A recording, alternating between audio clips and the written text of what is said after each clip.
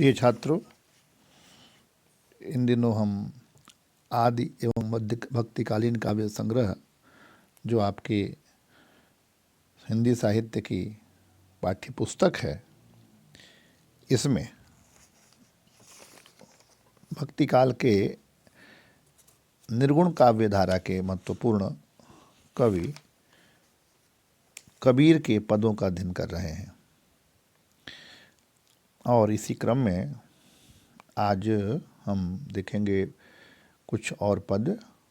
एक पद देखें कि पंडित बाद बदनते झूठा, राम कहिया दुनिया गति पावे, खांड कहिया मुख मीठा, पंडित बाद बदनते झूठा। पावक कहिया पाव जे दाजे, जल कही तृषा बुझाई, भोजन कहा भूख जे भाजे, तो सब कोई तिर जाई। नर के साथी सुबह हरि बोले, हरि प्रताप न जाने, जो कबहूँ उड़ जाई जंगल में, बहुरी न सुरतें आने। साची प्रीति बिखय माया सू, हरि भगतनि सुहासी, कहे कबीर प्रेम नहीं उपजो, बांध्यो जमपुर जासी। पंडित बाद बदनते झूठा। पावक यानी अग्नि, तृषा, तृषा यानी प्यास, सुआ तोता, बहुरी फिर जमपुरी नरक लोक। कबीरदास ने यहाँ पर समाज में उपजे तमाम तरह के पाखंडों पर प्रहार किया है। और जो उस समय समाज में जिस तरह की रूढ़ियाँ समाज में व्याप्त थीं, इस तरह का आडंबर चारों ओर फैला हुआ था, उस पर चोट की है। उस समय धर्म के क्षेत्र में बड़ा ही पाखंड का बोलबाला था एक तरह से। उस पर कबीरदास इस पद में करते हैं कि जो लोग धर्म के ठेकेदार बने हुए हैं, धर्म को नियंत्रित करते हैं, धर्म की बात करते हैं समाज में, उन लोगों के संदर्भ में पंडित यानी एक विशेष वर्ग को उन्होंने वहाँ पर लक्ष्य करते हुए वहाँ पर व्यंग्य किया है कि यह जो धर्म की ठेकेदारी करने वाला उच्च वर्ग है, ब्राह्मण वर्ग है, पंडित वर्ग है, यहाँ के इसके लोग व्यर्थ ही विभिन्न प्रकार के बाद तरह तरह के ईश्वर के संदर्भ में धारणाएं पैदा करते हैं, स्थापित करते हैं, और फिर ईश्वर के संदर्भ में अनर्गल बातें करते हैं, झूठी बातें करते हैं। उन्हें ईश्वर का तो पता ही नहीं है। पंडित बाद बदनते झूठा, क्योंकि आगे वो तर्क देते हैं, राम कहिया दुनिया गति पावे, भला यदि राम नाम कहने भर से संसार मुक्त हो जाए। राम कहिया दुनिया गति पावे, सांड कहाँ मुख मीठा। अगर कहने मात्र से ही, राम के उच्चारण मात्र से ही दुनिया मुक्त हो जाए, तो खांड का नाम लेने मात्र से ही मुंह मीठा क्यों ना हो जाए। ऐसे ही पावक कहाँ कहिया पावजे दाझे। अगर राम का नाम लेने मात्र से ही मुक्ति मिल जानी है, तो खांड मुंह का नाम लेने से मुंह मीठा हो जाना चाहिए। और पावक यानी अग्नि का नाम लेते ही पैर जल जाने चाहिए। पावक कहिया पावजे दाझे। और जल कही तृषा बुझाई, और जल का नाम लेते ही जो प्यास है वह बुझ जानी चाहिए। और आगे इतना ही नहीं, भोजन कहा भूख जही भागे। भोजन नाम कहते ही, अगर राम का नाम लेने में इतना प्रताप है कि पंडित लोग, ब्राह्मण लोग, धर्म के ठेकेदार कहते हैं कि राम का नाम लेने मात्र से ही मुक्ति मिल जाती है, तो खांड कहने से मुंह मीठा हो जाए, पावक कहने से पाँव जल जाए, जल कहने से प्यास बुझ जाए, और भोजन कहने से भूख भाग जाए। भोजन कहने भर से सब अपनी, तो सब कोई तिर जाई। सब लोग अपनी अपनी जो अपना अपना मनोरथ है, अपनी जो इच्छा की जो अभिप्सित है, जो अपनी अभिलाषा है, वो केवल कह कर के ही पूरा कर ले, अपनी इच्छानुकूल तृप्ति पा ले। नर के साथ सुवा हरि बोले।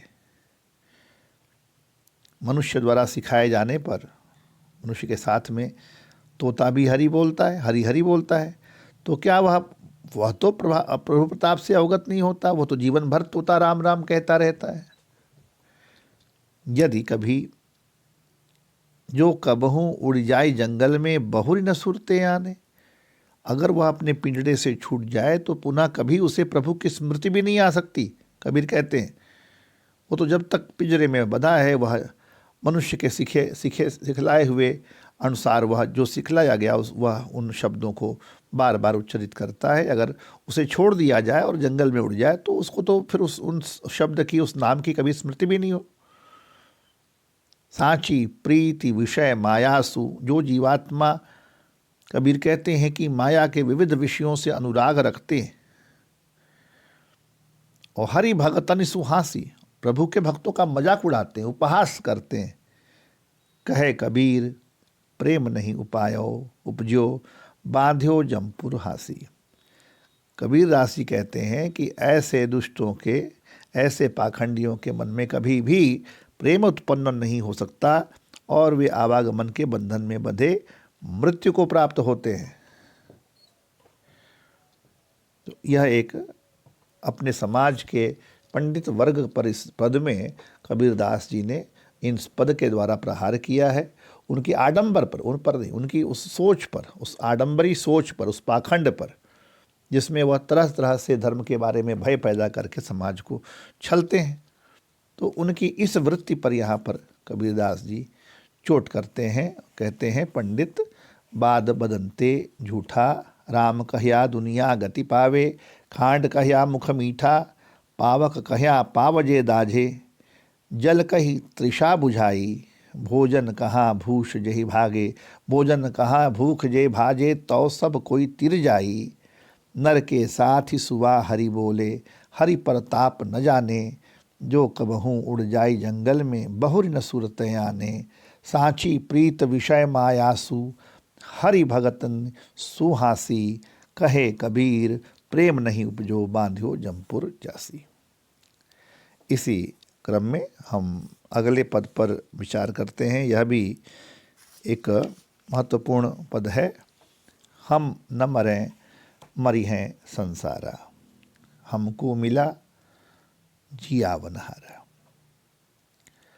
अब न मरो मरने मन माना, ते मुवे जिनि राम न जाना, साखत मरे संत जन जीवे, भरी भरी राम रसायन पीवे, हरि मरी हैं तो हम हूँ मरी हैं, हरि न मरी हैं हम काहे को मरी हैं, कहे कबीर मन मन ही मिलावा, अमर भय सुख सागर पावा, हम न मरे मरी हैं संसारा। महत्वपूर्ण पद देखिए इसमें। कबीर इस पद में साकत शक्ति, रसायन, कबीर इस पद में प्रभु प्राप्ति के पश्चात अपनी मनस्थिति का वर्णन करते हैं। हम न मरे मरी हैं संसारा।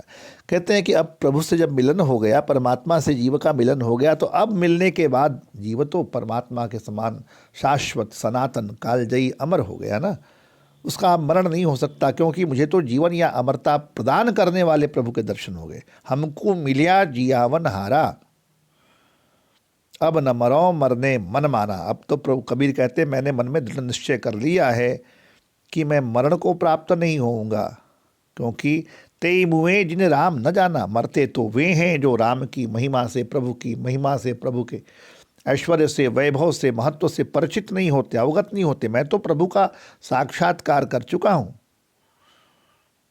शाक्त साकत मरे संतन जीवे। शाक्त या बलि आदि की जो विविध हिंसात्मक क्रियाओं में पड़े हुए जो लोग हैं वो नष्ट हो जाते हैं, लेकिन जो हरि का भक्त है, जो राम का रसायन पीता है, राम रूपी रसायन को, प्रभु भक्ति का पान करता है, राम नाम का स्मरण करता है, वह तो अमर है। वह कैसे मर सकता है? यदि प्रभु की समाप्ति होगी, कबीर कहते हैं, तो ही हमारा नाश होगा।